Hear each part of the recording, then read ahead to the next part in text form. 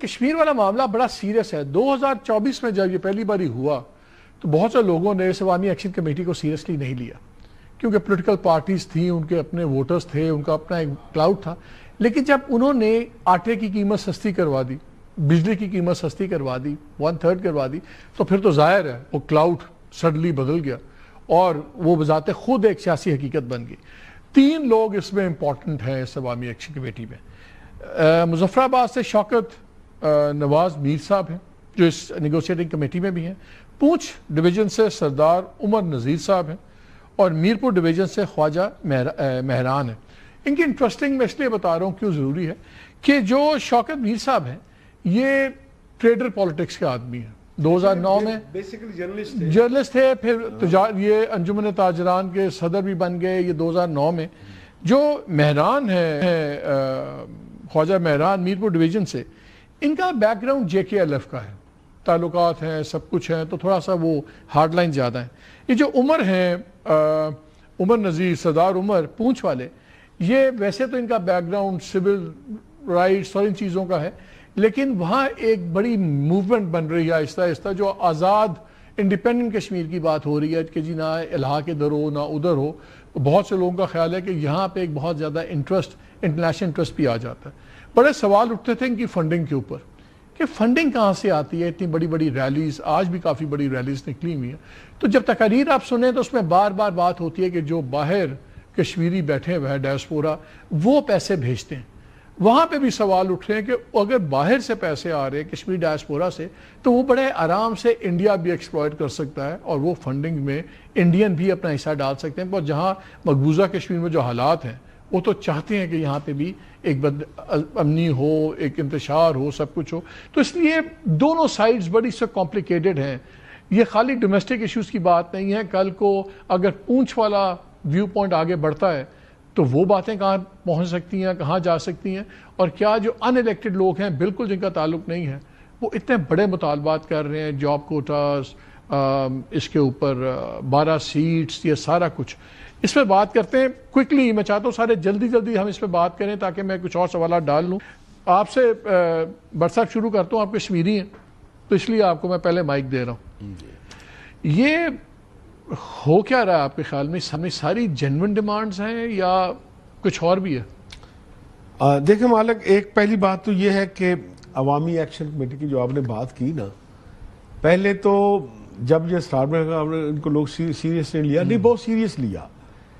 Political parties نے بھی serious لیا اپنے اپنے مقاصد کو دیکھتے ہوئے. مثلا کولیشن گورنمنٹ ہے آزاد کشمیر میں, مارول حق پرائم منسٹر ہیں, مسلم لیگ نون اور پیپلز پارٹی ایکس PTI, یس فارورڈ بلاک میں ہے. اچھا, مسلم لیگ نون اور پیپلز پارٹی پارٹنر ہیں جن کے پاس عدم اعتماد کے تقریباً ووٹ پورے ہی ہے. اچھا, سٹارٹ پہ ان دونوں کی خواہش تھی کہ عوامی تحریک زور پکڑے اور ثابت ہو کہ انوار الحق ایک نااہل وزیر اعظم ہے, یہ اسٹیٹ کو نہیں چلا سکتا, ہمیں موقع ملے اور ہم دونوں مل کر گورنمنٹ بنا لیں. ٹھیک ہے.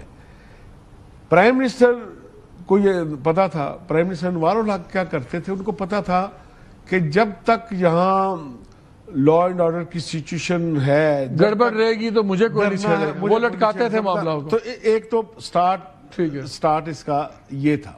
اب آجائے اس میں سے کچھ ان کو پتہ نہیں ہے کہ وہ کس کے بھائی ہیں اور ان کے دوست کون ہیں, اس لیے یہ پارٹیز غلط کرتی رہی. اچھا, اب یہ ہے کہ کچھ ڈیمانڈز ان کی جو ہے ان کو ہم نے بھی سپورٹ کیا. ہمارے ظاہر ہے کہ جو بھی لوگ سول سوسائٹی کے لوگ ہوتے ہیں, ہمارے ساتھ رابطے میں ہوتے ہیں, دوست ہیں ہمارے یہ سارے, ہم نے کہا کہ یار اس کو پیسفل رکھو. بڑے عرصے کے بعد کوئی عوامی مطالبات کی موومنٹ چلی ہے اس پورے ہمارے خطے میں, اور ہم آپ کو سپورٹ کر رہے ہیں, لیکن اس کو ایک تو دائرہ کار اپنا طے کر لو. ٹھیک ہے کہ آپ کا دائرہ کار کیا ہے. دوسرا, اس میں تشدد کا عنصر نہ آئے. تیسرا, اس میں آپ پر جو ہے وہ بیرونی فنڈنگ کا الزام نہ. ساڈے پونچھا لے ڈاڈے لوگ نے لڑائیاں بہت تیز ہوندے نے. اچھا, اب یہ ہے کہ جو آپ نے یہ ہمیں بھی بحث ہوتی ہے اس میں عوامی ایکشن کمیٹی میں کچھ لوگ پیورلی پاکستان کے حامی ہیں. وہ پاکستان کے لیے ان کے خاندانوں کی قربانیاں ہیں, ایسا نہیں کہ سب لوگ کوئی اس میں.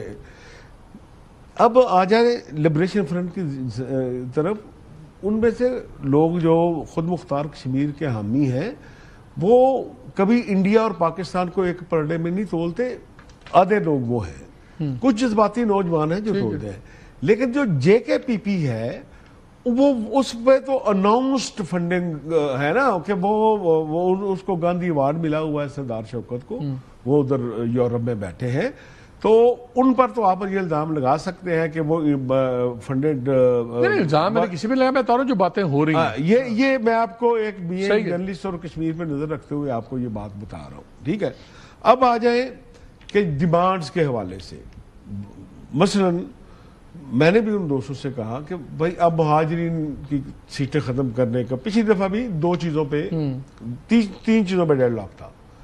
پہلا کہ کیونکہ پہلے یہ تھا کہ 5 واٹ تک جو استعمال کرے گا بجلی اس کا ریٹ 3 روپے ہوگا، دوسری دفعہ انہوں نے دھرنا دیا تو انہوں نے کہا اس کو 40 روپے کر دیں، اس پہ جب دستخط ہونے لگے تو انہوں نے کہا جی اس کو 160 کریں، انہوں نے کہا یار اس سے تو شادی ہال چل سکتا ہے، اس سے تو پیٹرول پمپ چل سکتا ہے، تو اس سے میں عام آدمی کا مفاد کیسے آگے، وہ بھی انہوں نے کر دیے۔ اچھا، معاملہ جب آتا ہے نا مہاجرین کی سیٹوں کا تو آپ کو تھوڑا سا اس کو تحریک آزادی کشمیر کے تناظر میں دیکھنا پڑتا ہے۔